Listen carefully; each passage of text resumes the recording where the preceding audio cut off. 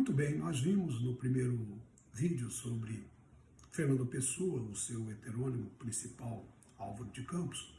Vimos que Álvaro de Campos nasceu em 1890, 2 anos depois do nascimento do Fernando Pessoa. Então, Fernando Pessoa é de 1888, Álvaro de Campos de 1890, mas eles, aspas, se conhecem em 1915, que é quando o Álvaro de Campos se desponta como escritor, como poeta.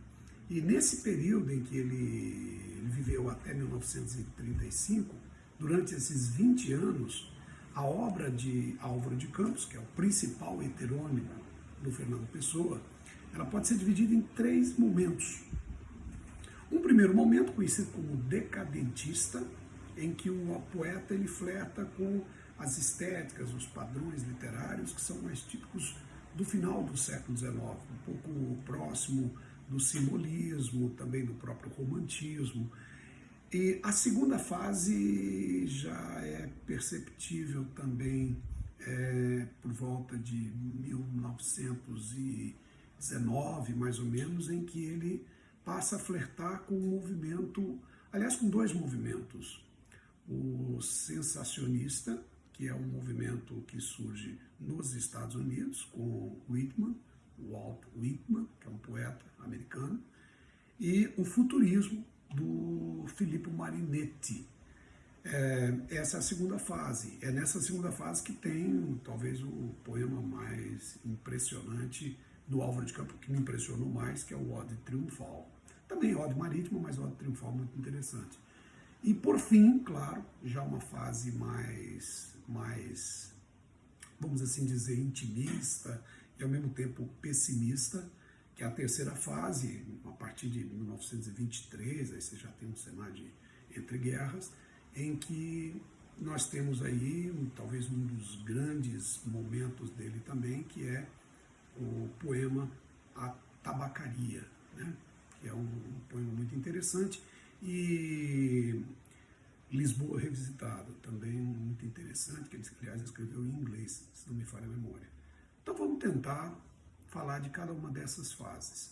Vamos pegar primeiro pela fase decadentista. Como eu disse, é uma fase em que o poeta, nesse momento, vamos assim considerar, ele deixa Lisboa, vai para Glasgow, está fazendo lá a faculdade de mecânica, engenharia mecânica, engenharia naval, mas ele está muito triste com o cenário, uma visão mais pessimista do mundo, está sentindo muito ansioso por não fazer nada, enfim, leva uma vida entediante, desejando romper com essa normose, com essa monotonia, né?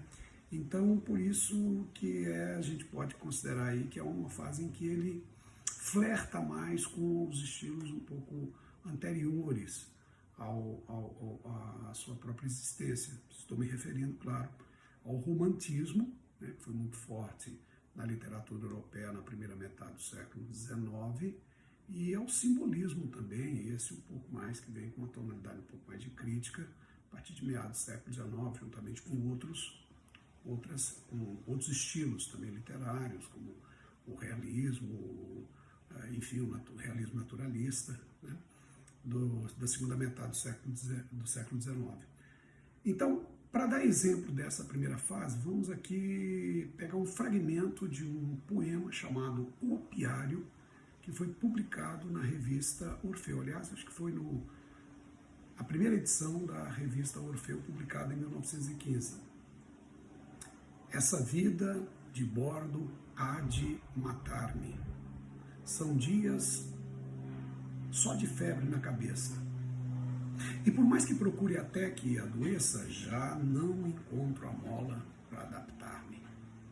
Em paradoxo e incompetência astral, eu vivo a vincos de ouro a minha vida.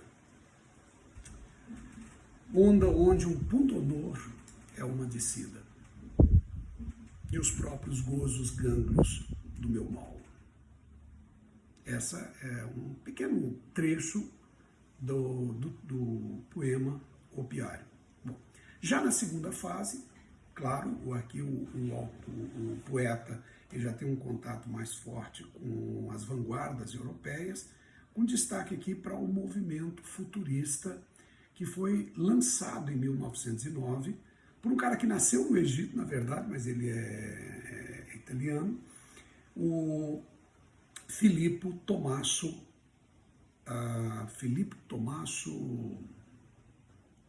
Marinetti.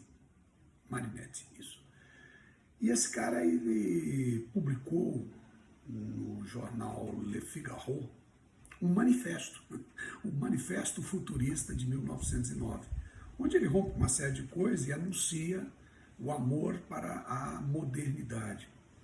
O Filippo Tommaso Marinetti, então, escreve assim no manifesto: nós destruiremos os museus, bibliotecas, academias de todo tipo, lutaremos contra o moralismo, feminismo da cobardice oportunista ou utilitária. Nós cantaremos as grandes multidões excitadas pelo trabalho, pelo prazer, pelo mundo. Nós cantaremos a canção das marés de revolução, multicoloridas e polifônicas nas modernas capitais. Repare que há todo um enaltecimento por parte do Marinetti em relação ao mundo em que está vivendo naquele início de século XX. Bom, o Álvaro de Campos, né, ele flerta não somente aí com esse futurismo de Marinetti, mas também com o sensacionismo do Walt Whitman, que é um escritor americano do final do século XIX e é tido como um grande precursor do movimento sensacionista na literatura. Bom, é claro que o Álvaro de Campos, nesse momento, ele tem um certo furor, sente um amor pela modernidade, então ele sai daquela fase de decadência, de intimismo, aquela fase, sabe, de tá se sentindo meio entediado, e agora não, pelo contrário, ele se sente absolutamente estarrecido e muito feliz e muito interessado no tudo que está acontecendo. Tem um texto muito interessante, enorme, e para mim é o melhor dos seus poemas, conhecido pelo nome de Ode Triunfal, e olha só que ele, um pedacinho desse Ode Triunfal para vocês. Logo no início: ó dolorosa luz das grandes lâmpadas elétricas das fábricas, tenho febre e escrevo. Escrevo rangendo os dentes, fera para a beleza disso totalmente desconhecida dos antigos. Ó roda, ó engrenagens, eterno, forte espasmo retido dos maquinismos em fúria fora de dentro de mim, por todos os meus nervos dissecados fora, por todas as papilas fora de tudo que eu sinto, tenho os lábios secos, ó grandes ruídos modernos, de vos ouvir demasiadamente perto, e arde minha cabeça de vos querer cantar com o excesso de expressão de todas as minhas sensações, com o excesso contemporâneo de voz, ó máquinas. Interessante. O texto é muito longo, claro, aqui eu estou pegando apenas um pedacinho para vocês, né?